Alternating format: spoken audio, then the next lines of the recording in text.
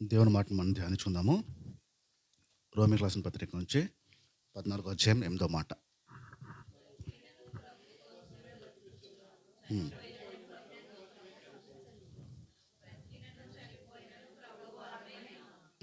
మనం బతుకున్నా చనిపోయినా ప్రభు వారమై ఉన్నాము. మన ప్రార్థన ఏమై ఉండాలి? ఏంటా ప్రార్థన?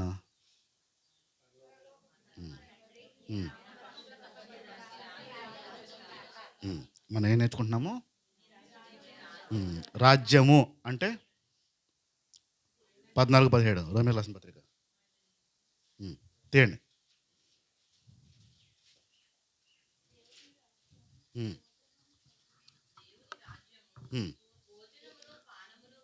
దేవుని రాజ్యము భోజనము పానం కాదు, కానీ నీతి, సమాధానము, పరిశుద్ధాత్మలో ఆనందము. ఇది సుమారుగా నేను 5వ భాగం మాట్లాడుతున్నాను. మీకు వివరంగా నేను అన్ని విషయాలు వివరిస్తున్నాను. మనిషి దేంట్లో సంతోషాన్ని వెతుకుతాడు, దేంట్లో అసంతృప్తిగా జీవిస్తాడు, అసలు నిజమైన సంతోషం ఎక్కడుంది అనే విషయాన్ని సుమారుగా ఇది 5వ మాట, 5వ భాగం. ఇది నేను మాట్లాడుతున్న విషయాల్లో 5వ భాగం. ఇక్కడ నేను చేస్తున్న మనవి ఏంటంటే మీరు నిజంగా సంతోషంగా ఉండాలంటే ఒక్కసారి మళ్ళీ ఆ 4 వినండి. 4 మాట్లాడిన అంశాలు వినండి. ఏంటి మాట్లాడానో, మనిషి వెతికే సంతోషం ఎక్కడుంది, ఎక్కడ వెతుకుతున్నాడు, దేంట్లో సమయాన్ని వృధా చేస్తున్నాడు అనే విషయాలు చూసుకుంటూ వస్తూ నిన్నటి రోజుకి నేను మాట్లాడుతున్నప్పటికీ దేవుడిని మీరు హృదయంలో స్థానం ఇచ్చే దాన్ని బట్టి ఉంటుంది అనే విషయాన్ని మాట్లాడుకుంటూ వచ్చాను. మీ హృదయములో స్థానం ఇచ్చేదాన్ని బట్టి మీరు సంతోషం అనేది ఉంటుంది. గుండెలో యేసు అనండి ఒకసారి. గుండె నిండా యేసు. తేడా ఏంటి? గుండెలే నీ హృదయంలో యేసు ఉన్నాడా అంటాం కదా. హృదయంలోనా? హృదయం నిండానా? గుండె నిండా యేసు ఉన్నప్పుడు మీరు సంతోషంగా ఉండగలుగుతారు. మీ హృదయంలో గుండె నిండా, ఇది ప్రాముఖ్యమైనది. రెండోది, మీ ప్రాధాన్యత క్రీస్తు అవ్వాలి ముందు. దేవుడు తప్ప మీకు ఇంకోటి ప్రాధాన్యత అవ్వడానికి వీల్లేదు. ఒకవేళ దేవుడు తప్ప ఇంకేదైనా ప్రాధాన్యత ఉందనుకోండి, అక్కడ మీరు సంతోషపడలేరు, తృప్తి పడలేరు, ఆనందించలేరు. ఇప్పుడు అనుకుందాం, ఒక ఏదో ఒక రోజు అనుకుని ఈరోజు ఒకసారి మన సంఘస్థులందరూ ప్రార్థన చేద్దాం కొన్ని విషయాలు అని అనుకున్నాం. ఒక డేట్ అనుకున్నాం. కరెక్ట్గా ఆ డేట్కే మీకు బాగా తెలిసిన వాళ్ళది ఫంక్షన్ ఉంది, తప్పకుండా వెళ్ళాలి. కరెక్ట్గా ఆ డేట్కి వెళ్ళాలి. అదే రోజు డివైడ్ చేస్తున్నారు. నువ్వు వెళ్ళు ప్రార్థనకి, నేను అట్టు వెళ్తానని డివైడ్. రైట్? మంచుకుంటారు కదా. నువ్వు వెళ్ళిపో, లేకపోతే ఆడితో పడలేము అని ఏదో అనుకుని మాట్లాడుకుని కొందరు ఇటు కొందరు అటు వెళ్ళారు అనుకుందాం. వాళ్ళని సంతోషపెట్టడం కోసం ఆ టైంలో వెళ్తాం. అక్కడ బాగోదు కాబట్టి వెళ్ళాలి కాబట్టి వెళ్ళారు. వారికి నచ్చినట్టుగా మీరు లేకపోయారు అనుకోండి, వాళ్ళు సంతోషపడతారా? వారికి నచ్చినట్టు మీరు లేకపోతే, వారికి నచ్చినట్టు మీరు స్పందించకపోతే సంతోషపడతారా? వెళ్ళిన ప్రతి ఫంక్షను, ఆ ఫంక్షన్ ఓనరు మిమ్మల్ని చూసి ప్రతిసారి సంతోషపడతాడా? ఎక్కడైనా కొంచెం నొచ్చుకునే అవకాశాలు ఉన్నాయా? గ్యారంటీగా చెప్పగలుగుతారా నేను వెళ్తే సంతోషపడిపోతాడండి? ఏదైనా అవ్వచ్చు కదా. అంటే ఈ మనుషులకి ప్రాధాన్యత ఇచ్చారుకోండి, ఏదైనా అవ్వచ్చు. దేవుడికి ప్రాధాన్యత ఇచ్చారా, మీరు ఎల్లప్పుడూ సంతోషంగా ఉంటారు. ఇప్పుడు మనం ఏమనుకుంటామంటే వాళ్ళని సంతోష పెడితే సెటిల్ అయిపోద్ది. గ్యారంటీలు లేవు, గ్యారంటీలు ఉండవు. కానీ ప్రాధాన్యత దేవుడికి ఇచ్చారంటే ఎల్లప్పుడూ సంతోషంగా ఉంటారు. మొట్టమొదటిది గుండె నిండా యేసు ఉండాలి, ఫుల్గా యేసు ఉండాలి. యేసు ఉన్నప్పుడు మీరు ఖచ్చితంగా అన్ని వేళలు సంతోషంగా ఉంటారు, మిమ్మల్ని ఏది పడవేదు. రెండోది, మీ ప్రాధాన్యత ఈ రెండు దేవుడు అయిపోవాలి. ఈ రెండు దేవునప్పుడు మిమ్మల్ని ఎవరు కదపలేరు. ఏ బాధ కదపదు, ఏ దుఃఖము కదపదు, ఏ భయం కూడా మీ దగ్గర రాదు. అంత ధైర్యంగా ఉంటారు గుండె నిండా యేసు ఉంటే. కొన్ని విషయాలు ఇప్పుడు చూద్దాం. రోమిలకు రాసిన పత్రిక వద్దాం ఒకసారి. రోమిలకు రాసిన పత్రిక 8వ అధ్యాయంకి వద్దాం.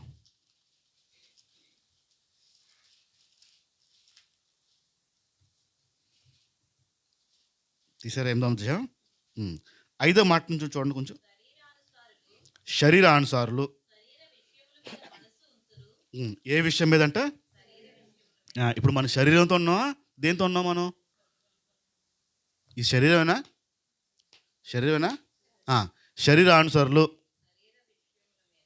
శరీర విషయాల మీద మనసుని పెట్టుకుంటారు. ఆత్మానుసారులు ఏం చేస్తారంట?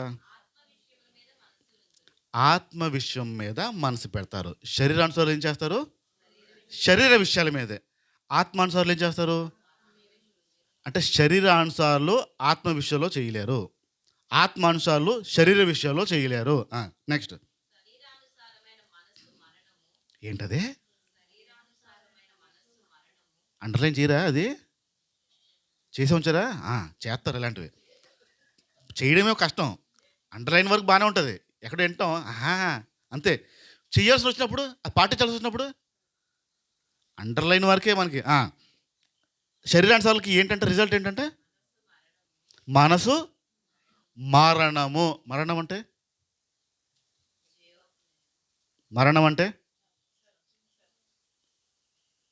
ఎవడైనా చేస్తారు కదా, ఆత్మానుసారం సావాల్సిందే కదా. మరణము అంటే దేవుడి నుంచి వేరైపోతాడని అర్థం.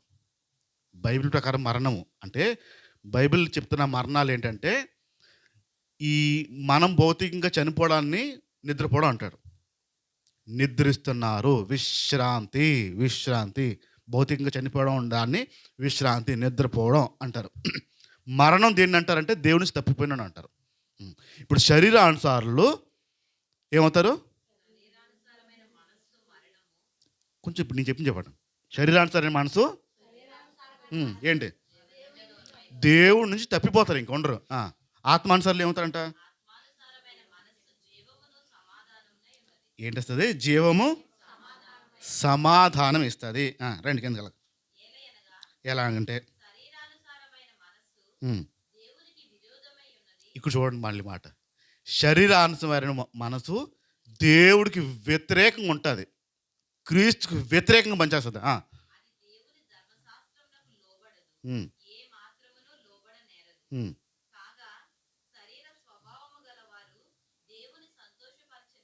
ఏంటది?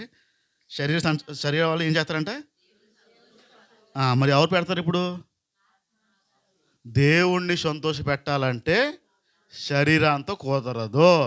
ఆత్మానుసారంగా ఎవరైతే జీవిస్తారో వారి వల్లనే అవుతుంది. ఈ అధ్యాయము తర్వాత 8వ అధ్యాయం మళ్ళీ నీట్గా మీరు చదువుకోండి. 12వ వచనంకి వచ్చేది డైరెక్ట్గా. కాబట్టి సహోదరులారా,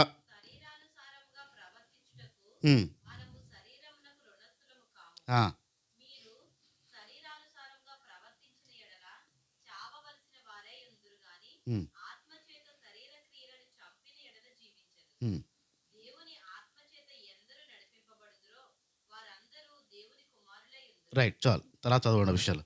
దేవుని ఆత్మచేత ఎంతమంది అయితే నడిపించబడతారో వారందరూ ఎవరంట? దేవుని ఆత్మతో నడిపించబడకపోతే వారందరూ ఎవరు? డౌటే లేదు, ఇంకేముంది అనియా? సాతాన్ అనియా? ఇప్పుడు దేవుని ఆత్మతో నడిపించబడిన వారందరూ దేవుని కుమారులు అని చెప్పాడు, ముద్ర వేస్తాడు. ఇప్పుడు దేవుని ఆత్మతో నడిపించబడకుండా శరీరానుసారంగా నడుస్తూ ఉంటే ఎవరు కుమారులు? శాతానే, బ్రదర్ శాతాన్ గారే ఆయన తాలూకా అని. ఈ అధ్యాయం మరలా ఈరోజు చదవడం ప్రయత్నించండి. ఆత్మానుసారము, శరీరానుసారం, ఈ రెండింటికి మధ్యన తేడా.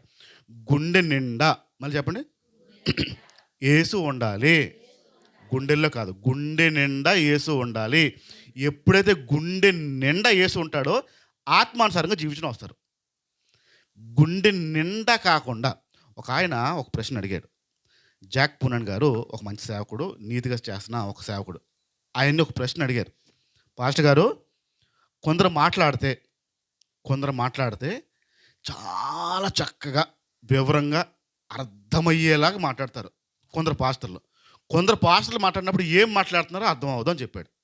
ఇలా ఎందుకు అవుతుంది అని ప్రశ్నించాడు. ప్రశ్న ఏంటంటే, కొందరు మాట్లాడినప్పుడు, పాస్టర్లు మాట్లాడినప్పుడు, సేవకులు మాట్లాడినప్పుడు చాలా మంచి విషయాలు అర్థమయ్యేలాగా మాట్లాడతారు. కొందరు మాట్లాడినప్పుడు అలాగ ఉండదు ఏంటి? లోపం మనిషిలోనా దేవుడిలోనా అడిగాడు. ఎవరిలో అవుతుంది? ఎలా చెప్తారు? నిలబడినప్పుడు దేవుడే కదా, దేవుడు ఆత్మే కదా. ఆయన ఒక చక్కటి సమాధానం చెప్పాడంటే, ఒక ఇల్లు ఉందనుకుందాం. ఆ ఇల్లు 10 గదులు ఉన్నాయి. ఏంటి? ఇంట్లో 10 గదులు ఉన్నాయి. ఆ 10 గదుల్లోని ఒక గది అమ్మ నాన్న, ఇంకో గది పిల్లలు, ఇంకో గది ఇంకో చుట్టాలు, ఇంకో గదిలో ఇంక సామాన్లు, ఇవన్నీ నిండి ఉన్నాయి. ఆఖరి 10వ గది ఉంది. అందులో యేసు ప్రభు ఉన్నాడు. 9 ఏం నిండి ఉన్నాయి?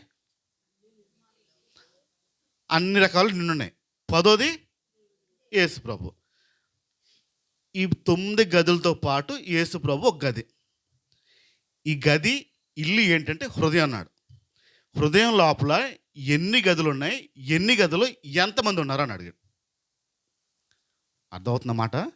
హృదయం లోపల ఎన్ని గదులు ఉన్నాయి, ఎంతమంది ఉన్నారు ఆ గదుల్లో. హృదయం ఒకే గది ఉందండి. ఆ గది నిండా యేసు ఉన్నవాడు మాట్లాడితే అర్థమైపోద్దంట. గది నిండా బోల్డ్ మన సంతన పెడితే అర్థం అవుతుందని చెప్పాడు. ఆ ఇంటి లోపల అనేకులు ఉంటే దాంట్లో ఒకడు యేసు ఒక గది అవుతే ఆ వ్యక్తి మాట్లాడింది పెద్దగా అర్థం అవుతుంది, మీకు తెలియదు. ఎందుకంటే స్థానం ఎక్కువ ఇచ్చాడు బయట వాటికి. ఏ వ్యక్తి గుండె అయితే ఒకే గది ఉంటే ఆ గది నిండా యేసు ఉంటాడో ఆయన మాట్లాడింది అర్థం అయిపోద్ది అని చెప్పాడు. ఇప్పుడు చెప్పండి, ఎన్ని గదులు ఉన్నాయి, ఎన్ని గదులు నిండి ఉన్నాయి? టూలెట్ బోర్డు పెడతారు కదా, ఇల్లు అద్దెకి ఇవ్వబడాను, ఎంతమందికి అద్దెకి ఇచ్చారు, ఎంతమందికి మొత్తం రాసి ఇచ్చేశారు. ఈ గదిని ఇదే, ఇది నా కూతురుదే, ఇది నా పెద్దోడిదే, ఇది నా చిన్నోడిదే, ఎంతమంది రాసి ఉంటారు గదిని? మీ హృదయం ఇప్పుడు గది అయితే, ఇల్లు అయితే ఎన్ని ఉన్నాయి రూములు? ఎన్ని రూములు నిండి ఉన్నాయి? రూముల్లో ఏసుకి మాత్రమే రూమ్ ఉందా? ఇదే ప్రాబ్లం. ఒకే గదండి, ఆ గదులు ఏసు తప్ప ఇంకెవడు ఉండడానికి వీలు లేదండి. ఈ స్థాయికి వచ్చినప్పుడు ఆత్మానుసారంగా చూస్తారు. ఈ 8వ అధ్యాయము మరలా చదవడానికి ప్రయత్నించండి. ఇక్కడ గుండె నిండా యేసు ఉండాలి అనేసి మత్తయి సువార్త కొద్దాం ఒకసారి. ఇప్పుడు మత్తయి సువార్త 22వ అధ్యాయము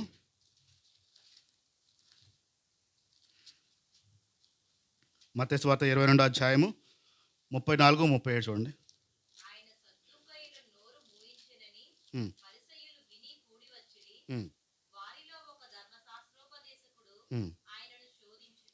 ఆయన సద్దుకేలు నోరేం చేయించాడంట? మోయించాడని చెప్పి పరిచయులు విన్నారు. విని కూడొచ్చి, యేసు ప్రభు ఎవడరా మా వాళ్ళు నోరు మూయించడానికి, ఈ నోరు నేను మూయిస్తాను చూడని చెప్పి వాళ్ళు బయలుదేరారు.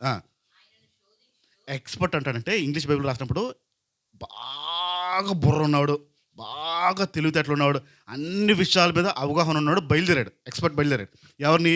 యేసు ప్రభు నోరు ముంచేద్దామని చెప్పి బయలుదేరాడు. బోధకుడా,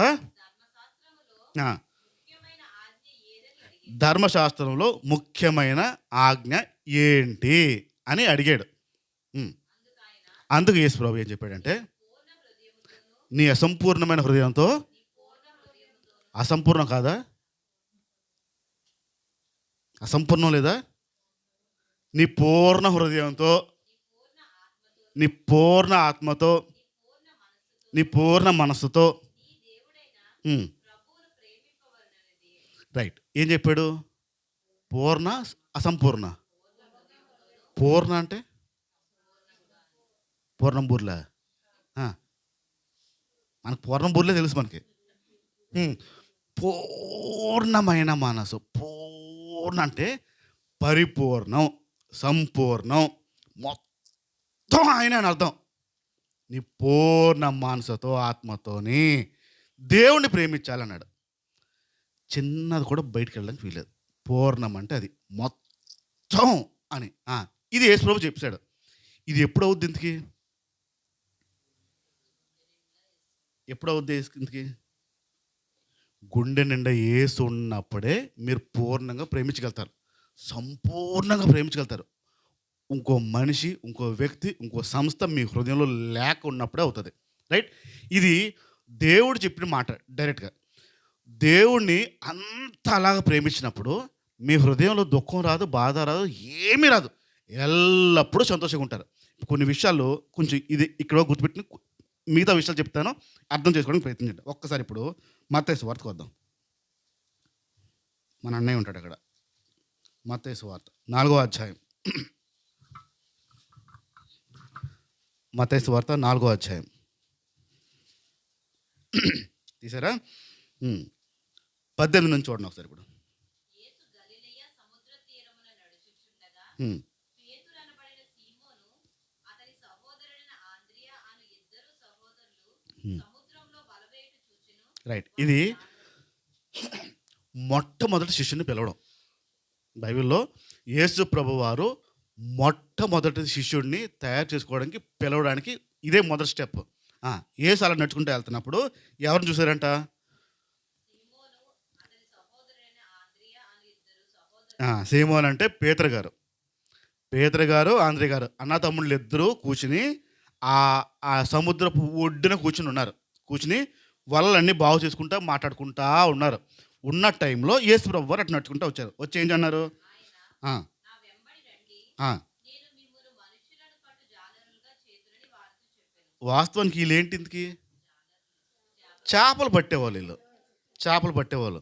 యేసు ప్రభు వచ్చాడు, మీరు రండి, నా వెనక రండి, నన్ను వెంబడించండి, మిమ్మల్ని మనుషులు పట్టే జాలరే చేస్తానని చెప్పాడు. డౌట్ రావాలి లేదా? మేము మత్స్యకారులమే, చేపలు పట్టేవాళ్ళమే, ఇప్పుడు వలలేసి మనుషులు పట్టడం అంటే అడగాల? చేపలు పడితే మేము అమ్ముకుంటాము, మనుషులు మేము వలలు వేసుకుంటే మేమేం చేసుకుంటాం ప్రభు అని అడగాల? అడిగారా? ఏం చేశారు మరి? కాసేపు ఆగి అన్నారా? ఉండు ప్రభువా అన్నారా? ఏమన్నారు మరి? వెంటనే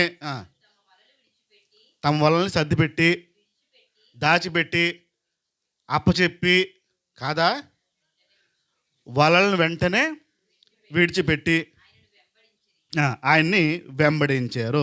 యేసు ప్రభుని వెంబడించారు. వెంటనే విడిచిపెట్టి యేసు ప్రభుని వెంబడించారు. ఈ బైబిల్లో ఈ పేతురు గారు ఉన్నారు కదా, ప్రత్యేకంగా యేసు ప్రభు మీద ఎందుకో ఎక్కడో ప్రేమ ఎక్కువ ఉండేది మిగతా శిష్యుల మీద. మీరు ఆ శిష్యులందరినీ హృదయాలు మీరు గమనిస్తే పేతురు గారి హృదయం కొంచెం భిన్నంగా ఉండేది. మొట్టమొదటి యేసు ప్రభు ఎంచుకున్నా కూడా ఈయనే అది వెంబడించడం ప్రారంభించారు. ఇక్కడ కొంచెం ముందుకెళ్దాం. ఇంకా మత్తయి సువార్తకు వద్దాం. మత్తయి సువార్త 16వ అధ్యాయము. ఆయన జీవితం నడుస్తూ ఉంది. యేసు ప్రభుతో పాటు తిరుగుతూ ఉన్నాడు. తిరుగుతూ ఉన్న టైంలో మత్తయి సువార్త 16వ అధ్యాయం 13వ మాట చూడండి ఒకసారి ఇప్పుడు.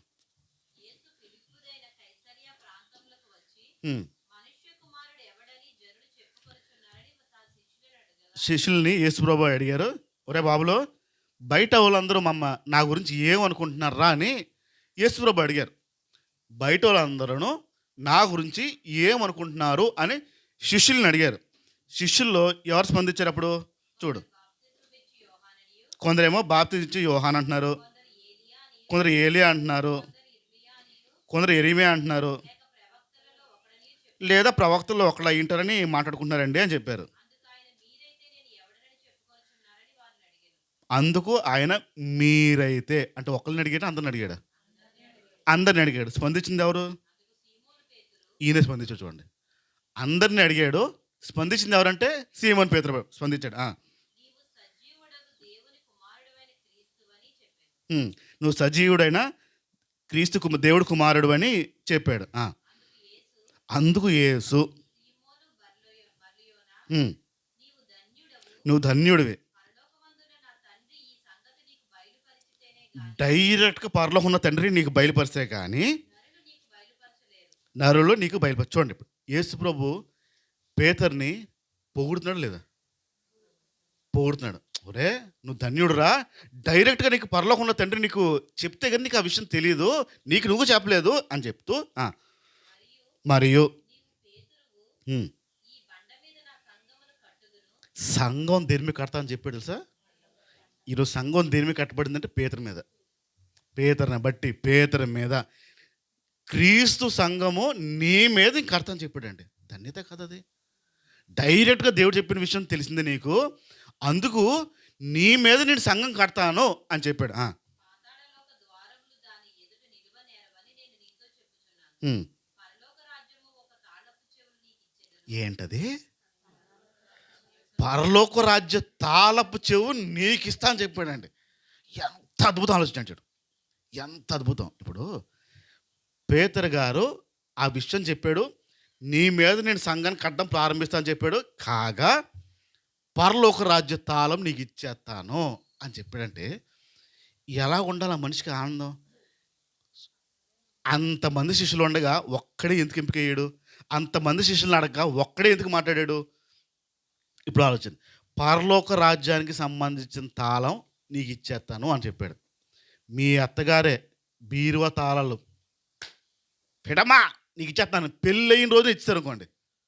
మీ అత్తగారు బీరువాలో డబ్బులు ఉంటాయి, నగలు ఉంటాయి, తాళం తీసుకో అమ్మా అని పెళ్ళయిన కొత్తలోనే చేతిలో పెట్టేశారు అనుకోండి. ఎలాగుంటుంది? పెట్టలేండి, అది అసాధ్యము. పెట్టారు అనుకుందాం, ఆనందమో కాదా? ఆనందం కదా. బీరువాలో ఏం లేమో అందుకు ఇచ్చింది మా అత్తగారు కదా. ఇదే వస్తుంది ఆలోచన, అంతకుమించి ఇంకో ఆలోచన రాదులే. ఇప్పుడు ఆలోచండి, పరలోకానికి సంబంధించిన తాళపు చెవి ఈయన చేతిలో పెడుతుందని చెప్పాడు. ఇదంతా పొగిడాడు. ఇక్కడేమో నీకు దేవుడు చెప్తే కానీ నీకు తెలియలేదురా, నీ మీద నేను చర్చ కడతాను రా, నీకు తాళం చెప్తే తెలుస్తున్నాను రా అని చెప్పాడు. రైట్. అలా కొంచెం ముందుకెళ్తే 21వ వచనం చూడండి. చదువు.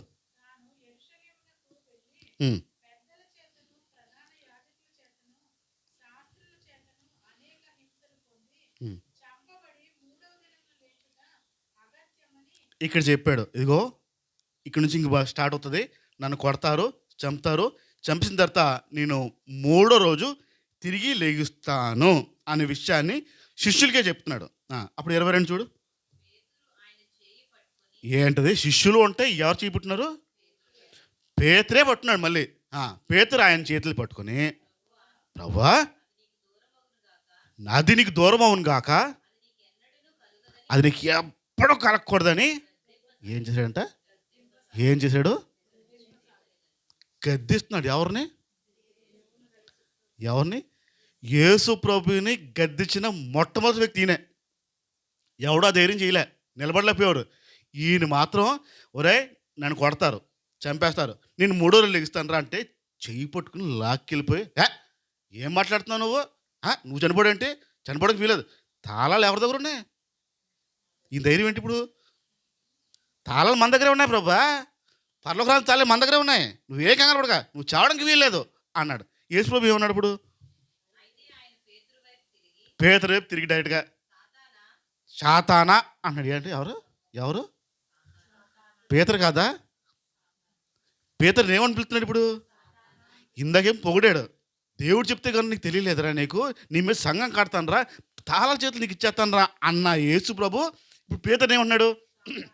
సాతానా, సాతానా పో అని తిడుతున్నాడు.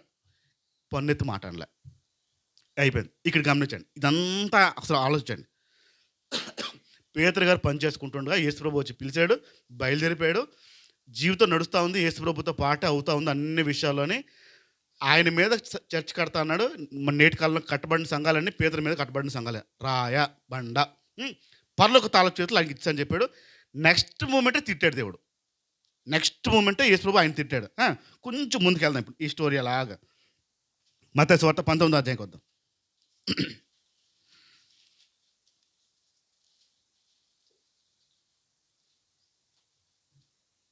మత్తయి సువార్త 19వ అధ్యాయంలో ఇక్కడ 16వ వచనం నుంచి ఒక ధనవంతుడైన యవ్వనస్తుడి గురించి వస్తాడు. అది మనకు తెలిసిన స్టోరీయే. వచ్చినప్పుడు నేను దేవుని రాజ్యానికి డైరెక్ట్గా వెళ్ళిపోవాలంటే ఏం చేయాలంటే నీ ఆస్తి అంతా అమ్మే అంటాడు. నీ ఆస్తి అంతా అమ్మేసి నన్ను వెంబడించి అంటాడు. అది ఆడికి నచ్చక యేసు ప్రభు చెప్పింది నచ్చక, ఆ బాబు ఇంక అవ్వదు అని చెప్పి, మీతో కుదరదండి బాబు కష్టం అని చెప్పి వ్యసనం పడి వెళ్ళిపోయాడు అని చెప్పి అంటాడు. అప్పుడు యేసు ప్రభు 22వ వచనం నుంచి మాట్లాడతాడు.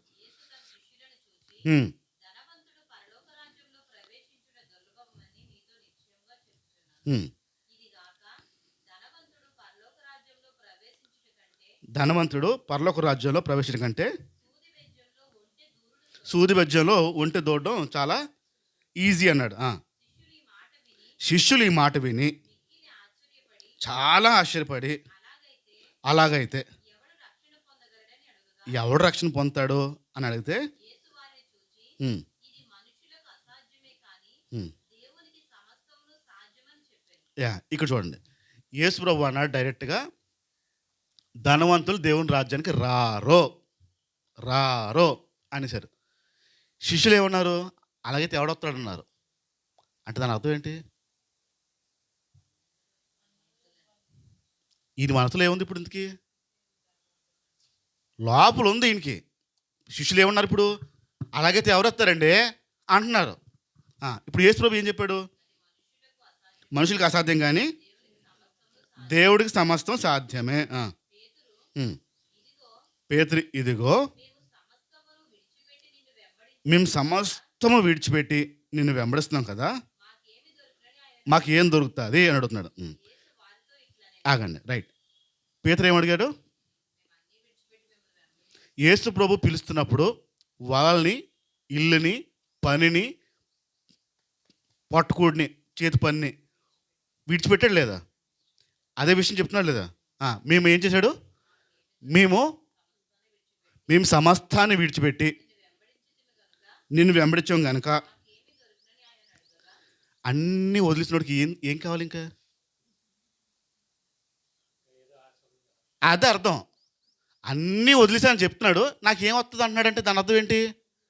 వదలలే, ఇంకా ఏదో ఉంది లోపల. పైగా చెప్తున్నాడు నేను అన్నీ వదిలేశాను కదా, నాకేంటి వస్తుంది అని అంటున్నాడంటే అర్థం దాని వెనకాల ఏంటి? ఇప్పుడు ఆ ఇంటికి ఒకే ఒక వ్యక్తి ఉన్నాడండి. బంధువులు లేరు, పిల్లలు లేరు, మనవలు లేరు, ఎవ్వరు లేరు, ఏకాకి వ్యక్తి. ఆయనకి ఆస్తి అవసరమా? అంతస్తులు అవసరమా? ఏమీ ఎక్కర్లేదు. ఇంత మొద్దుంటే చాలమ్మ, వేసేయండి చాలు అంటారు కదా. అంత మొద్దు పడి ఏంటి చాలు సరిపోద్ది అంటారు. ఆయన బతుకు కదా ఒకటే. ఇప్పుడు అన్నీ వదిలొచ్చినోడికి ఏం కావాలి? ఇంతకి ఏం సంపాదిద్దామని ఈడు అడిగాడు. మేము అన్నీ వదిలొచ్చాం కదా, మరి మాకేంటి అన్నాడంటే లోపల ఇంకేదో ఉంది, వదలలే మనిషి. అప్పుడేమో వదిలినట్టు వదిలేడు, కానీ ఇక్కడ లోపల ఏదో ఉంది. కిందకి రండి. ఇంకా యేసు ప్రభు వారితో ఇలాగనండి, జాగ్రత్తగా వినండి.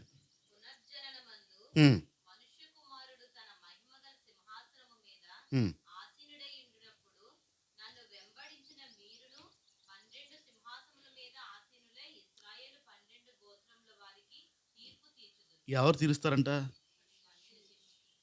తీరుస్తారు. సరే, కింద నామము నిమిత్తము ఇక్కడ నుంచి గమనించండి. నా నామము నిమిత్తము అన్నయ్యని, తమ్ముడిని, అక్కని, అనియా, ప్రసాద్ అనియా, ఇక్కడ చెప్తున్నారు చేయను. నా నామము నిమిత్తము ఫోన్ అయినాను, ఏంటది? సారీ, ఫోన్ కాదు, ఏంటది? ఏమన్నారు? అన్న తమ్ముళ్ళైనాను, అక్క చెల్లెలైనాను, తల్లిదండ్రులైనాను, పిల్లలనైనాను, భూములనైనాను, ఇళ్ళనైనాను విడిచిపెడితే ప్రతివాడు ఎన్ని 100 రెట్లు వస్తాయంట. చాలు. ఇది కాక ఎవరంట? ఎవరైతే ఇవన్నీ విడిచిపెడతారో వారి గురించి మాట్లాడుతున్నాడు. ఇవన్నీ ఎవడు విడిచిపెడతాడు? ఇందుకి గుండె నిండా దేవుడు ఉన్నవాడు విడిచిపెట్టగలుగుతాడు. గుండె నిండా దేవుడు లేకపోతే విడిచిపెట్టలేడు. పేతురు అన్నీ వదిలి వచ్చేసాడు. వచ్చినా నాకేంటి వస్తుంది, నాకేంటి ఇస్తావంటే ఎక్కడో లోపల ఇంకా మిగిలిపోయి ఉంది, చిన్నది ఉండిపోయి ఉంటుంది. ప్రభు చెప్తాడు, మీరు ఉంటారులేరా బాబు, నాతో పాటు ఉంటారని చెప్పేసి ఇవన్నీ వదిలిపెట్టాలని చెప్పాడు. ఎందుకు చెప్పుంటాడు అవి? పేతురు మేము అన్నీ విడిచిపెట్టాం కదా అని చెప్పాడు కదా. తర్వాత ఈ విషయాలు ఎందుకు మాట్లాడుంటాడు ప్రభు? వదిలొచ్చాడు. ఆవిడేం చేస్తుంది అక్కడ, ఆవిడేం చేస్తుందో వదిలొచ్చేసాను, ఊరే లేను మరి ఇక్కడ ఏంటో. అప్పుడుంటే మరి చేపలే పట్టుకెళ్ళేవాడిని, మా అమ్మ వండి పెట్టేది. మరి ఏమవుతుందంటే పిల్లలు ఏమవుతారో ఏంటో, ఇల్లు సరిగ్గా చూస్తుందో లేదో, ఆరోగ్యం ఎలాగుందో అని ఆలోచిస్తున్నాడేమో అప్పటికి బాబు. అందుకన్నాడు ఎవరైనానో అని చెప్తూ ఆ లిస్ట్ అంతా చెప్పాడు. వదిలిపెడితే నిత్య జీవం రాజ్యం వచ్చేస్తుంది అని చెప్పాడు. రైట్. ఇక్కడ వరకు స్టోరీ వినండి. స్టోరీ ఆయన పని చేసుకుంటున్నాడు. పని చేసుకుంటున్న వ్యక్తిని పిలిచాడు. పిలిచిన తర్వాత వదిలిపెట్టాడు. వదిలిపెట్టిన తర్వాత డైరెక్ట్గా దేవుడే నీతో చెప్తున్నాడు రా, నేను ఎవరో నీకు చెప్తున్నా అంటే పరలోకంలో తండ్రి నీకు చెప్తున్నాడు అని చెప్పాడు. యేసుప్రభు ఆయన మీద బండ మీద ఆయన మీద చర్చ కడతా అన్నాడు. పరలోక రాజ్య తాళం ఇస్తా అని చెప్పాడు. ఇవన్నీ పొగుడుతుండగా డైరెక్ట్గా ఒకేసారి దేవుడిని తిట్టాడు. ఈయన గద్దెత్తున్నాడు. అలా జరగడానికి వీలు లేదని ధైర్యం వచ్చింది. యేసుప్రభు ఆయన గద్దించాడు. గద్దించిన తర్వాత ఇవన్నీ మాట్లాడుతూ ఇవన్నీ వదిలిపెడితే అని మాట్లాడాడు. రైట్. స్టోరీని కొంచెం ముందుకు తీసుకెళ్దాం. యోహాను సువార్తకు వచ్చేద్దాం ఇప్పుడు. యోహాను సువార్త 19వ అధ్యాయం.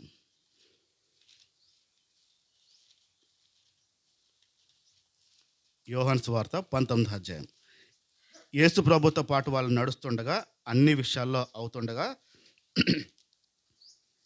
క్షమించండి, యోహాను సువార్త 20వ అధ్యాయం 21వ అధ్యాయం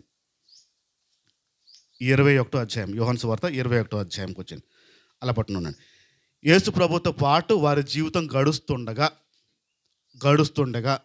యేసు ప్రభు చెప్పినట్టే ఆయన మృతి చెందిన తర్వాత, యేసు ప్రభు చెప్పిన తర్వాత ఆయన మృతి నుంచి లేచిన తర్వాత అనేకులకి ఆయన కనపడ్డాడు. అనేకుల దగ్గరికి వెళ్ళాడు. ఇప్పుడు శిష్యుల దగ్గరికి వద్దాం. ఇప్పుడు 21వ అధ్యాయంలో యేసు ప్రభు చనిపోయి లేచిన తర్వాత మళ్ళొకసారి ఆ స్టోరీ గుర్తుంచుకోండి. ఆయన చేతి పని చేస్తుండగా యేసు ప్రభు పిలిచాడు, వదిలిపెట్టి వెంబడించిన తర్వాత యేసు ప్రభు డైరెక్ట్గా పొగిడిన తర్వాత మళ్ళీ తిట్టాడు, మరలా వదిలిపెట్టి రావాలి అన్నాడు. ఇవన్నీ లిస్ట్ చెప్పుకుంటూ వచ్చాడు. ఇవన్నీ వదిలితే నిత్య జీవం వచ్చేస్తుంది నీకు అని చెప్పాడు. ఇప్పుడు యేసు ప్రభు చనిపోయి లేచిన తర్వాత కనపడిన సంఘటనలు ఈ 21వ అధ్యాయంలో జరుగుతుంది. చూడండి ఒకసారి ఇప్పుడు 21 ఫస్ట్ నుంచి చూడండి.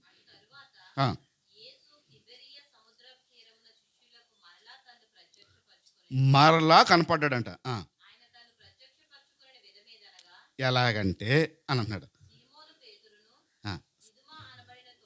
సీమోను గారు ఇంక మిగతా శిష్యులు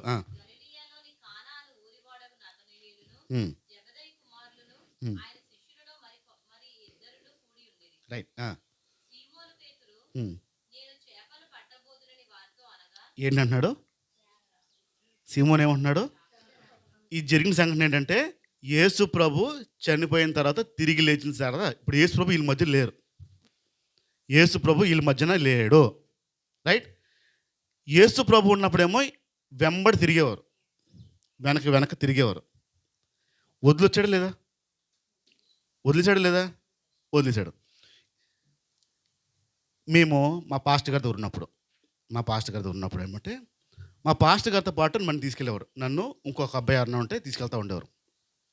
తీసుకెళ్తున్న టైంలో మా పాస్టర్ గారు ఉన్నారు అనుకోండి, మా పాస్టర్ గారికి వేడివేడిగా గారెలు చికెన్ కూర వచ్చిందనుకోండి, పక్కనున్న మాకు కూడా వచ్చేది. పక్కనున్న ఈ బ్యాచ్కి మాకు కూడా తీసుకోండి బాబు అని ఆ గారెలు చికెన్ కూర. ఆయనకి వేడివేడి కాఫీ వచ్చింది అనుకోండి, పక్కనున్న మాకు కూడా వచ్చేది. ఆయనకి ఏది వచ్చేదో మాకు కూడా అదే వచ్చేది, ఎందుకంటే ఆయనతో పాటు వచ్చాం కాబట్టి. ఒకరోజు మీరు వెళ్ళండి రా అన్నాడు. నేను రాను, మీరు వెళ్ళండి రా అన్నాడు. మంచినీళ్ళు ఇచ్చిన దాఖలాలు లేవు. మంచినీళ్ళు చూసి ఒక బాధ ఏంటంటే పెద్దన్నే రాలేదని. ఈ బాధ, ఈ కోపము, ఈ సిరాకు వీడికి ఏమి ఇవ్వకూడదు నామే పడింది. కనీసం మంచినీళ్ళు నేనేమంటున్నానంటే వెళ్తే వాళ్ళు ఇస్తారులే కాఫీ టీ, దారిలో ఎందుకు తాగెళ్దాం, వాళ్ళ ఇంటికి వెళ్తే ఇస్తారు కదా తాగేద్దాం అని అంటున్నాను. మంచినీళ్ళు ఇచ్చిన దాఖలాలు లేవండి అక్కడ.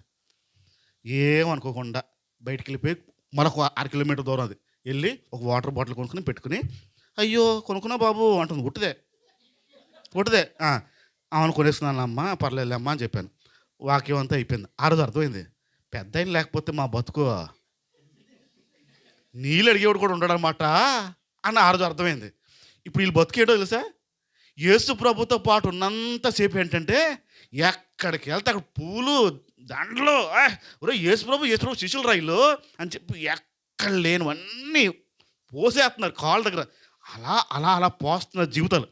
యేసు ప్రభు సడన్గా మాయమైపోయాడు. ఇప్పుడు పేతురు గారు ఆ రోజు వదిలేడు వాళ్ళ ఇక్కడికి వచ్చి, ఒరే యేసు ప్రభు లేడు, పని లేదు. తిండికి ఇప్పుడు మరి తిండికి మరి ఇంక నా వల్ల కాదు. నేను చేపలు పట్టేసుకుంటాను. పాత జీవితంలోకి వెళ్ళిపోతానని ఫిక్స్ అయిపోయాడు బాబు. ఫస్ట్ పిలిచింది ఎవరిని? అన్నయ్య గారినే. పీతర్ అన్నయ్య గారినే పిలిచాడు ఫస్ట్. ఇప్పుడు ఈయన వెనకాల మిగతా బ్యాచ్. పీతర్ అన్నయ్య నువ్వేటంటే అదే అన్నయ్య నేను కూడానా. నువ్వు చేప అంటే చేప, రొయ్య అంటే రొయ్య అని వీళ్ళు బయలుదేరారు ఇప్పుడు. చదువు ఇప్పుడు చదువు బాగుంటుంది అక్కడ. సీమోను పేతురు, ఉమ్. నేను చేపలు పట్టబోదునని వారితో అనగా, నేను చేపలు పడతాననగా వారు, ఉమ్, మేమును నీతో కూడా వచ్చెదమనిరి. నేను కూడా మీతో వచ్చేస్తాం. అయితే ఇప్పుడు లోపల వీళ్ళకి కూడా అదే ఉంది. ఒరే యేసుప్రభు ఉన్నప్పుడు కాలం గడిచిపోయిందిరా, బోర్డు వచ్చి తిండి వచ్చి అన్నీ వచ్చాయి. కానీ ఇప్పుడు యేసుప్రభు లేడు కాబట్టి టైట్ అయిపోయింది, కొంచెం పట్టేద్దాం అని చెప్పి డిసైడ్ అయిపోయారు బాబులు అందరూ. పిలుపు ఏంటి వీళ్ళకి ఇంతకిలిగి?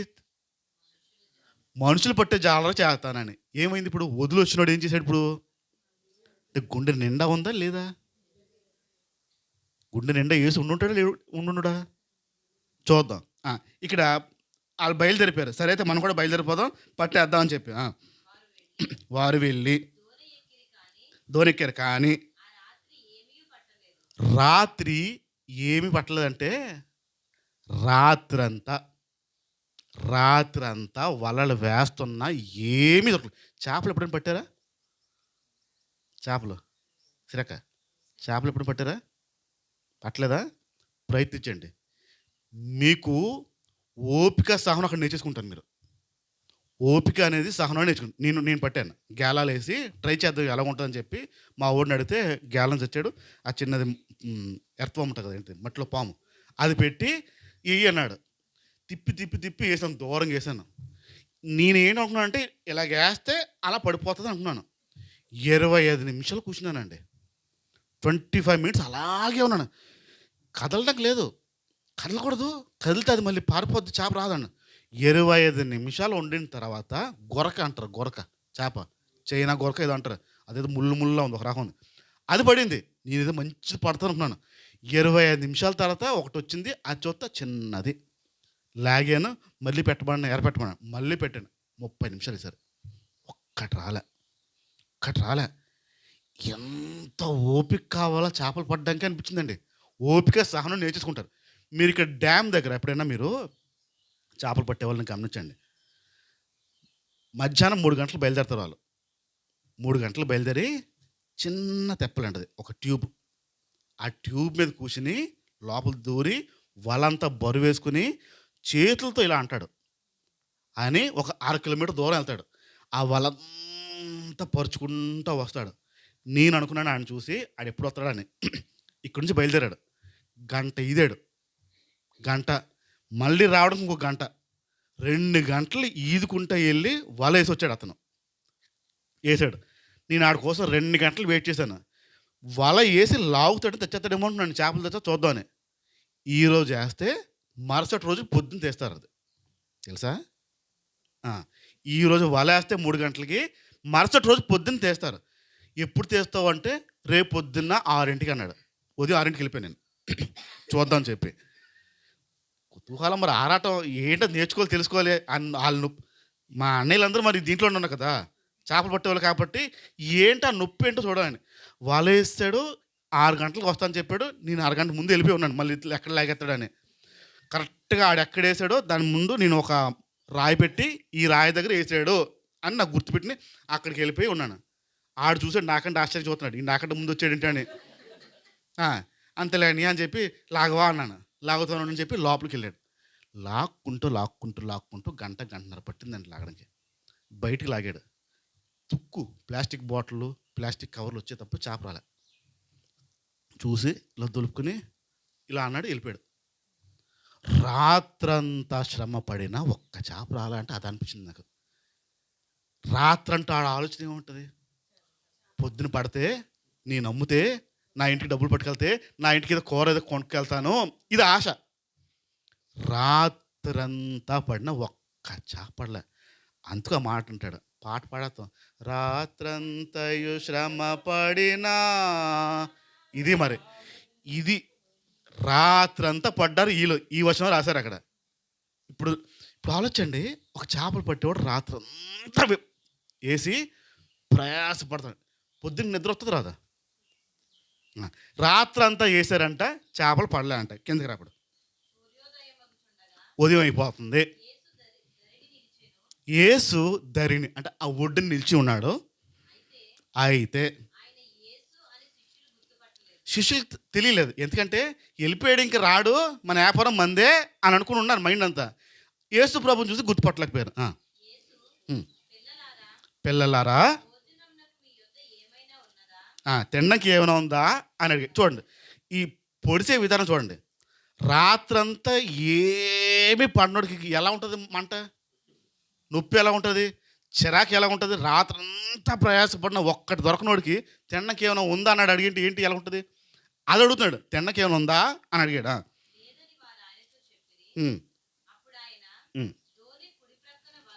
ధోని కుడి పక్కన వేయండి అని చెప్పాడు. మీకు దొరుకుతాయని చెప్పాడు. వారు అలాగే వేశారంట. ఆగండి ఆగండి, జాలర్లు ఎవరింటికి ఇక్కడ? రాత్రంతా ప్రయాసపడ్డారు లేదా? రాత్రంతా పడ్డారు. అటు ఇటు వేసి ఉంటారు లేదా? అన్ని వేపులు వేసి ఉంటారు లేదా? ఇప్పుడు ఈయన ఎవడో వచ్చి ఆ కుడివైపు వేయండి అంటున్నాడు. ఏమన్నారు సాధారణంగా?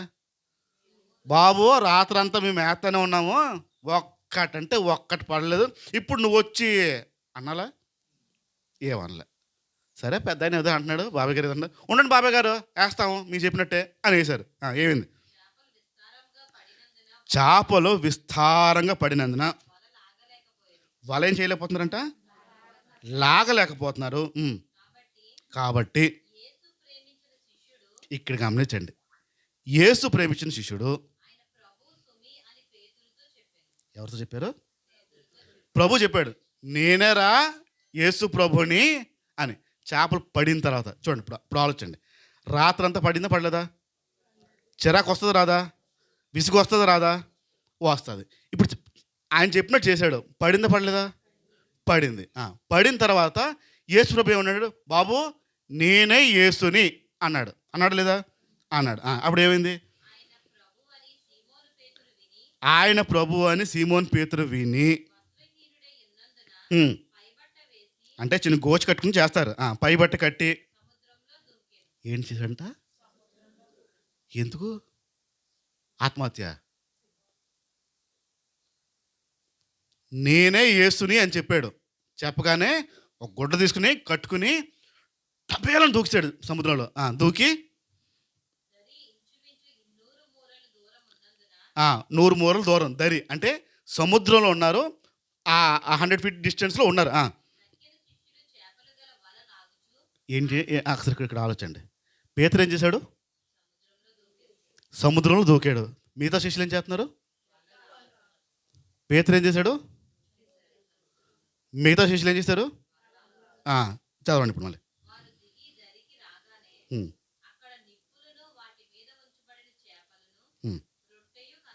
రైట్, ఇక్కడ ఆగండి. చూడండి, ఇది గమనించండి. రాత్రంతా శ్రమ పడ్డారు, ఒక్క చేప రాలే, ఒక్కటంటే ఒకటి పడలే. యేసు ప్రభు పొద్దున వచ్చాడు, మీరు అటువైపు వేయండి అన్నాడు. వీళ్ళు వేశారు, పట్టుకున్నారు, లాగలేనంత పెద్ద పెద్ద చేపలు పడ్డాయి. ఆశ వస్తుందా రాదా? రాత్రంతా పడినోడికి వస్తుంది కదా.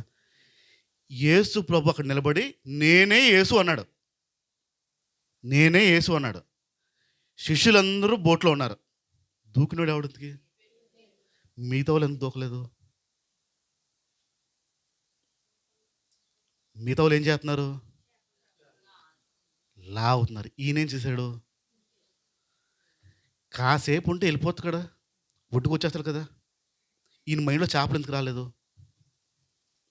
రాత్రంతా లేవు కదరా, చేపలు పట్టిన తర్వాత లాగిన తర్వాత ఎలాగో ఒడ్డుకి వెళ్తాం కదా, అప్పుడు యేసు ప్రభు దగ్గరికి వెళ్తాం అని ఎందుకు రాలేదు? డైరెక్ట్గా ఎందుకు దూకేశాడు? ఏంటా తొందర, ఏంటా ఆశ, ఏంటా నొప్పి, ఎలాగా అది అసలు ఎలా అసలు ఆ లోపల ఎందుకు వచ్చింటుంది ఆలోచన? డైరెక్ట్గా దూకడం అంటే సముద్రంలో కింద రాయి ఉంటుంది, ఏముంటుంది ఎలా తెలుస్తుంది? దూకితే తల పగులుతుందా, కాళ్ళు ఇరుగుతుంది ఎలా తెలుస్తుంది? వెంటనే దూకిసాడంట. దూకి బోట్ అయితే ఆలస్యం అవుతుందేమో చెప్పి ఈదుకుంటూ వెళ్ళిపోయాడు ఏకంగా ప్రభు దగ్గరికి. ఏంటి ఆకాంక్ష ఆయనకి?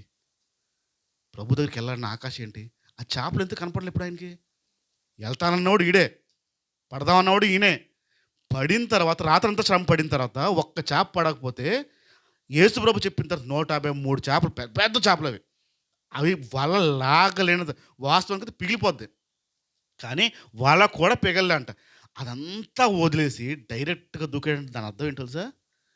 గుండె నిండా యేసుతో నిండున్నాడు ఆ వ్యక్తి. మిగతా శిష్యులు చేపలు లాగుదాంరా ముందు, యేసు ప్రభుతో సంగతి తర్వాత, ముందు మనం చేపలు లాగుదాం అని అనుకుని ఉన్నారు ఇంకా. ఈయన అలా లేడు. డైరెక్ట్‌గా దూకేసి ప్రభు దగ్గరికి పరుగు పరుగు పరుగు పరుగు వెళ్ళాడండి. ఏ శిష్యుడు రాలే. అందుకు పేతురు మీద సంఘాన్ని కడుతున్నాడు. గుండె నిండా ఉన్నాడు ప్రభు. లోపల విపరీతమైన ప్రేమ దేవుడంటే, వల్లమాలిన ప్రేమ యేసు ప్రభు అంటే. గుండె నిండా ఉండిపోయాడు. అందుకు యేసు స్వరం విని చూసి నా ప్రభు అని చెప్పి వెంటనే దూకి ఈదుకుంటూ వెళ్ళిపోయి ప్రభువా అని అక్కడికి వెళ్ళిపోయాడు దగ్గరికి.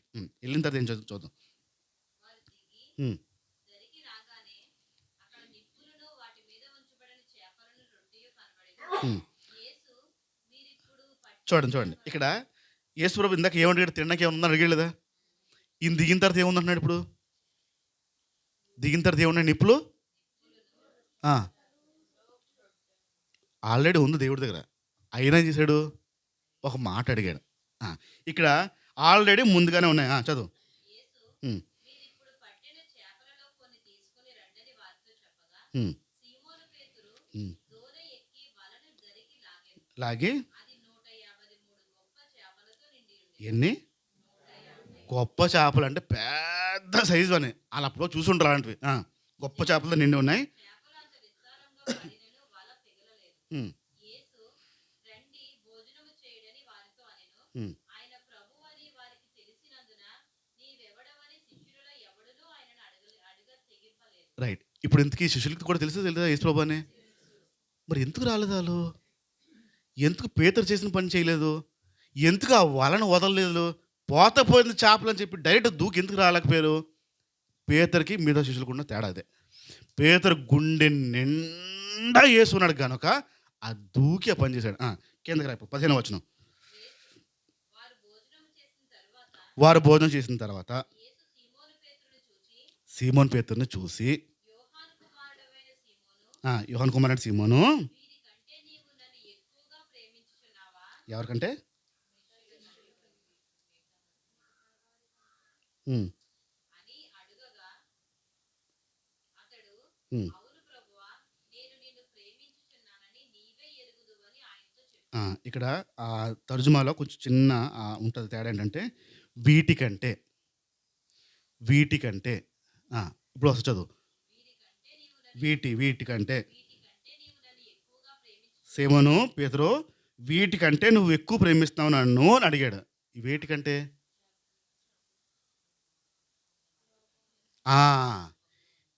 వీళ్ళకి ఇప్పుడు వరకు జరగని సంఘటన ఒకటి జరిగింది. 153 గొప్ప చేపలు ఒక్క వ్యక్తి మాట వల్ల వచ్చేసాయి. ఇప్పుడు ఇవన్నీ వచ్చేసింది. వీటికంటే నువ్వు నన్ను ఎక్కువగా ప్రేమిస్తున్నావా అని అడిగాడు. అవును ప్రభువా అని చెప్పాడు. నిన్ను ప్రేమించుచున్నానని నీవే ఎరుగుదువని ఆయనతో చెప్పాడు. నీకు తెలుసు కదా నేను ప్రేమిస్తున్నాను అన్నాడు. యేసు నా గొర్రె పిల్లలను మేపుమని అతనితో చెప్పాను. మొట్టమొదటిది నా గొర్రె పిల్లల్ని మేపు స్పీడ్గా. మరలా ఆయన యోహాను కుమారుడవైన సీమోను మరలా అడిగాడు. నన్ను ప్రేమించుచున్నావా అని రెండవసారి అతన్ని అడుగగా పేతురు బాబు నన్ను ప్రేమిస్తున్నావా అని మళ్ళీ అడిగాడు. అతడు అవును ప్రభువా, నేను నిన్ను ప్రేమించుచున్నానని నీవే ఎరుగుదువని అవును ప్రభు నేను ప్రేమిస్తున్నాను నీకు తెలుసు కదా అన్నాడు. గొర్రెలను కాయమని చెప్పాడు. నా గొర్రెలను కాయండు. ఫస్ట్ది గొర్రె పిల్లల్ని మేపన్నాడు. రెండోసారి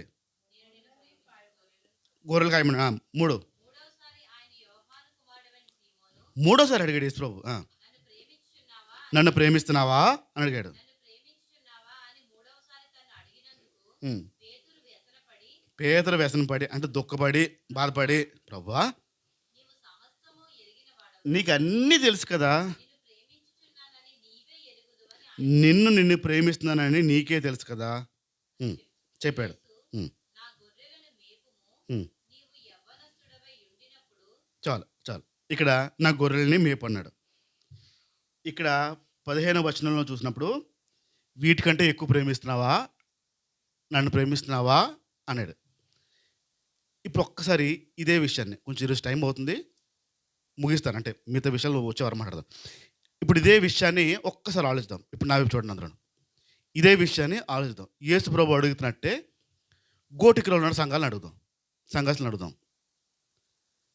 గోటికరాలు ఉన్న సంఘస్థలాలా, మీరు వాటికంటే యేసునే ఎక్కువ ప్రేమిస్తున్నారా అని అడిగారు. ఇప్పుడు ఏం చెప్తారు?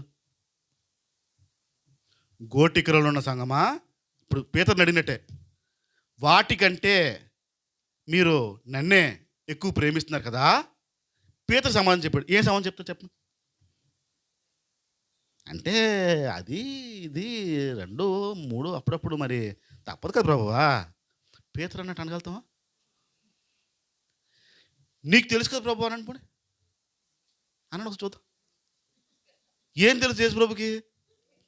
మీరు నిజంగా వాటిలా ప్రేమిస్తున్నారా, వాటికంటే ఎక్కువ ప్రేమిస్తున్నారా తెలుసు యేసు ప్రభుకి. ఈ మాట అంటే సరిపోద్ది. నీకు తెలుసు కదా ప్రభు నా సంగతి ఏంటో అంటే అయిపోయినట్టే. 1 కాదు 2 కాదు 3 సార్లు అడిగాడు. వీటికంటే ఎక్కువ ప్రేమిస్తున్నావా, వీటికంటే ఎక్కువ ప్రేమిస్తున్నావా, వీటికంటే ఎక్కువ ప్రేమిస్తున్నావా, నిజంగా ప్రేమిస్తున్నావా, నిజంగా ప్రేమిస్తున్నావా 3 సార్లు అడిగాడు. 3 సార్లు సమాధానం చెప్పాడు. నీకు తెలుసు కదా. ఈయన గ్యారంటీ ఏంటి తెలుసా? నీకు తెలుసు కదా అని. నేను ప్రేమిస్తున్నాను చెప్పట్లే, నేను ప్రేమిస్తున్నానో లేదో నీకు తెలుసు అంటున్నాడు. ఆ విషయాన్ని పూర్ణ హృదయంతో ప్రేమిస్తున్నాడో లేదో తెలుసు, సంపూర్ణమైన మనసుతో ప్రేమిస్తున్నాడో లేదో తెలుసు. ఇక్కడ ఆయన ప్రశ్న అడిగితే ఖచ్చితంగా చెప్తున్నాడు నీకు తెలుసు కదా, నీకు తెలుసు కదా. అదే ప్రశ్న మనల్ని అడిగితే, మన దగ్గర సమాధానం లేదు. మనకు అవి ఎక్కువ సంపూర్ణమైన మనసుతో లేదు, పేతురు అవి వదిలి దానికి కింద వచనాల్లో యేసు ప్రభు మాట్లాడుతూ ఆయన మరణాన్ని డిజైన్ చేస్తాడు, చావుని డిసైడ్ చేస్తాడు. నేను అంటే నీకు ఇష్టం కాబట్టి మరణం ఎలా ఉండబోతో చెప్తాడు అక్కడ, ఎలా చనిపోబోతో చెప్తాడు అక్కడ. అప్పటి వరకు నీ కడతా అన్న వ్యక్తి ఇవన్నీ మరణం గురించి మాట్లాడతాడు. ఇప్పుడు ఆలోచండి, పేతురు జీవితం ఒక్కసారి ఆలోచండి. ఎక్కడో వలలు వేసుకుంటున్న వ్యక్తి, పని చేసుకుంటున్న వ్యక్తిని పిలిచి వచ్చిన తర్వాత డైరెక్ట్గా పరలోక రాజ్య తాళపు ఇచ్చేస్తా అన్నాడు వ్యక్తి. యేసు ప్రభు వెళ్ళిపోయిన తర్వాత మళ్ళా వరలేసాడు, పట్టుకుంది ఆ వ్యాపారం స్టార్ట్ చేసుకుందాం అన్న ఆలోచనకు వచ్చేసాడు. వస్తున్న వ్యక్తి రాత్రంతా శ్రమ పడుతున్నా ఒక్క చేప దొరకకపోతే చేపలు పట్టిన తర్వాత చేపలను చూడలే, యేసుని చూశాడు. వాటిని చూడలే. గుండె నిండా యేసు ఉంటే నీకు ఏది కనపడదు, ఈ లోకం కనపడదు. ఆత్మానుసారంగా జీవించడం వచ్చిందా, ఈ లోకంలో ఉన్నవి ఏవి నీకు కనపడవు, ఏవి దరిదాపులోకి రావు. ఆత్మానుసారంగా జీవించడం వస్తే నిత్యము సంతోషమే. ఈ పేతురు గారు అంతలా యేసును ప్రేమించాడు కాబట్టి, గుండె నిండా యేసు ఉన్నాడు కాబట్టి మరణాన్ని కూడా చాలా సంతోషంగా తీసుకున్న వ్యక్తి. కాగా వెరైటీ కోరుకున్నాడు మనిషి నిలువున. నా యేసు ప్రభుకి మీరు ఇలాగే వేశారు కదా, నేను అర్హుడిని కాదు బాబు, నాకు నిలువుని ఇవ్వండి. అది ఒక రిక్వెస్ట్ పెట్టాడు, చావుకి రిక్వెస్ట్. ఏంటంటే నా యేసు గొప్పడు, ఆయనకి ఇలా వేశారు, నాకు కూడా అలాగే వేస్తే సమానం అయిపోతుంది మనుషుల్లో, వద్దు బాబు నాకు అలాంటి సిలువ వేయొద్దు, నాకు తిరగేసి వేయడం అని చెప్పి తల కింద కాలు పైకి పెట్టి అలాగే వేయడం కోరుకున్న వ్యక్తి. మొత్తం ఇంజక్షన్ ఇచ్చేయండి నెమ్మదిగా, నేను బతికేస్తాను, కొంచెం నాకు నొప్పి తిరగకుండా చంపండి అనలే, ఒక వెరైటీ కోరాడండి. అది ఆత్మలో ఉండే ఆనందం. మరణాన్ని సింపుల్గా తీసుకోలే, ఇంకా కఠినం చేయమని చెప్పాడు. ఇలా మరణించడం వేరు, తల కిందలుగా మరణించడం ఇంకా భయంకరం. రక్తం ఇలా సరఫరా అవుతుంది, తల నుంచి కిందకి వెళ్ళి మళ్ళీ కిందకి పైకి వస్తుంది. మీరు ఇలా తిరిగారనుకోండి ఆ సరఫరా నిలిచిపోద్ది, రక్తం ఇక్కడికి వచ్చేద్ది, తలలోకి వచ్చేస్తుంది. అంత భయంకరమైన మరణాన్ని తీసుకోవడానికి ఇష్టపడ్డాడు అంటే ఆత్మానుసారంగా జీవించడం వస్తేనే. చిన్న కష్టం వస్తే తలెళ్ళిపోయి ఏంటో దేవుడు అనే బతుకులు మనవి. చిన్న బాధ వస్తే ఎప్పుడు చేస్తాడో అని ఏడుపు మంది. ఆత్మానుసారంగా జీవిస్తున్నామా, శరీరానుసారంగా? శరీరంతో జీవించేవాడు మరణానికి పాత్రుడు అయిపోతాడు, డౌట్ లేదు. నీ గుండె నిండా యేసు పెట్టినవా, ఏ రోజు ఏ సమస్య రాదు, ఆత్మలో ఆనందం నువ్వు పొందగలుగుతావు. ఇది క్రీస్తు ఆత్మలోనే వస్తుంది, దీని తప్ప ఇంకెక్కడ రాదు. ప్రపంచంలో ఏ మూలకి వెళ్ళినా, ఏ వ్యక్తి దగ్గరికైనా, ఎక్కడికి వెళ్ళినా మీరు ఆనందంగా ఉండలేరు. గుండె నిండా యేసు పెట్టుకొని ఆత్మానుసారంగా జీవించడం వచ్చిందా, ఖచ్చితమైన ఆనందం, ఖచ్చితమైన సంతోషాన్ని మీరు పొందుకుంటారు. లేకపోతే పొందుకోలేరు. ఇంకా కొన్ని విషయాలున్నాయి. వచ్చే వారం మనం నేర్చుకుందాం. కళ్ళు మూసుకుందాం, ప్రార్థన చేద్దాం. తండ్రి, నీ మాట స్పష్టంగా చెప్తుంది. ఇదిగో ప్రార్థన చేయమన్నావు. ఆ ప్రార్థన నీ రాజ్యం రావాలని. ఆ రాజ్యము మా మధ్యనే ఉందని చెప్తున్నావు. మాతోనే ఉందని చెప్తున్నావు. మా మధ్యనున్న ఆ రాజ్యము సమాధానంతో కూడింది. అది ఆత్మలో ఆనందమై ఉన్నది. అది ఇదిగో మేము ఈ లోకంలో ఆనందించడం మాకు వచ్చింది. ఈ లోకంలో సంతోషించడం వచ్చింది. కానీ అది కొంత సమయమే, కొంతవరకే. మాకు సంపూర్ణమైన సంతోషం అది ఇవ్వలేకపోతుంది. అయినా మేము ఆ శరీరానుసారంగానే జీవిస్తున్నాం. శరీరాన్ని సంతోషపెట్టడానికే చూస్తున్నాం. శరీరంతోనే బతుకుతున్నాం. మీరు స్పష్టంగా చెప్తున్నారు, మేము ఆత్మానుసారంగా జీవించాలి అని, ఆత్మలో ఉండాలని. శరీరానుసారంగా జీవించడానికి వీల్లేదని చెప్తున్నాం. చాలా సందర్భాలు మేము శరీరానుసారంగా జీవిస్తున్నాం ప్రభు. క్షమించమని అడుగుతున్నాం. ఇంక మీదటైనా మా జీవితం శరీరానుసారంగా ఉండడానికి వీల్లేదు. ఇదిగో పేతురు జీవితాన్ని మేము చూస్తున్నాం. ఎక్కడో పని చేసుకుంటున్న వ్యక్తిని ఆయన యేసు పిలవగానే అన్నీ విడిచిపెట్టి వచ్చాడు. పేతురు యేసుని ప్రేమించాడు. నిండుగా ప్రేమించాడు. హృదయం నిండుగా ప్రేమించాడు. ఆత్మానుసారుడు అయ్యాడు ఆయన. ఇదిగో యేసు కూడా అలాగే ప్రేమించాడు ఆయన్ని. ఆ అవసరం ఉంది, ఆ కొరత ఉంది, ఆహారంకి, తిండికి. ఆ చేపలు వలల్లో పడినా వాటిని పట్టించుకోకుండా యేసు వైపు దూక్కుంటే వెళ్ళాడు. కాసేపు ఆగితే వెళ్ళొచ్చు కదా, కానీ ఆయన ఆగలేకపోయాడు. యేసుని చూడగానే ఒక సంతోషం, యేసుని చూడగానే ఒక ఆనందం, అన్నీ మర్చిపోయి ప్రభు వైపు పరిగెత్తుకుంటూ వెళ్ళాడు. అది గుండె నిండా యేసు మీద ఉన్న ప్రేమ. ఈరోజు మాకు అలా లేదు, అలా లేము. యేసు సూటిగా అడిగాడు, వీటన్నిటికంటే నువ్వు నన్ను ఎక్కువ ప్రేమిస్తున్నావా అని అడిగాడు. ఆయన స్పష్టంగా ధైర్యంగా చెప్పాడు, నీకు తెలుసు కదా నేను ఎంత ప్రేమిస్తున్నాను అని. ఇదే ప్రశ్న మమ్మల్ని అడిగితే, వీటన్నిటికంటే నన్ను ఎక్కువ ప్రేమిస్తున్నావా అని మీరు మమ్మల్ని అడిగితే మా దగ్గర సమాధానం లేదు, చెప్పలేం. మా గుండెల్లో అనేక గదులు ఉన్నాయి. గది నిండా అనేక మంది ఉన్నారు. అనేక విషయాలు ఉన్నాయి. అనేక లోక సంబంధమైన విషయాలు మాలో ఉన్నాయి. దాంట్లో మీకు కూడా ఒక గది. గది నిండా మీరు కాదు, గుండె నిండా మీరు కాదు, గుండెలో ఒక భాగం మాత్రమే. నాయనా, నీ మాట చెప్తుంది కదా, ఆత్మలో ఆనందించాలని. మేము మా గుండె నిండా నీకు తప్ప ఇంకెవ్వరికి చోటు ఇవ్వకూడదు, ఇవ్వడానికి వీల్లేదు. నీ తర్వాతే ఏదైనా, మీ తర్వాత ఏదైనా. అలాంటి స్వభావంలోకి వస్తే మేము ఆత్మానుసారంగా జీవించడం మాకు వస్తుంది. ఎందుకంటే మీరు తప్ప మాకు ఇంకోటి తెలియదు, మీరు తప్ప మాకు ఇంకోటి లేదు జీవితం. అలాంటి జీవితం మాకు ఇవ్వమడుతున్నాం. మా ప్రాముఖ్యత, ప్రాధాన్యత రెండు మీరే అవ్వాలి ప్రభు. మాకు ఇంకేది ముందు కాకూడదు. ఏదైనా నీ తర్వాతే.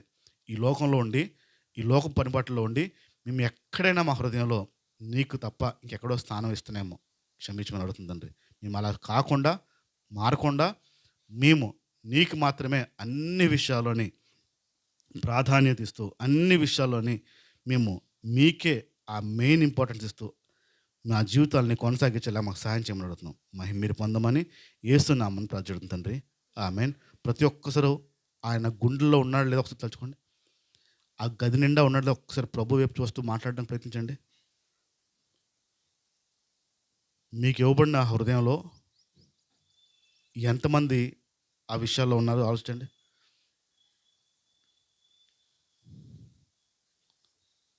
గుండె నిండా యేసు ఉన్నాడా? అందరితో పాటు యేసు ఉన్నాడా? ఏం మాట్లాడుతుంది నీ హృదయం?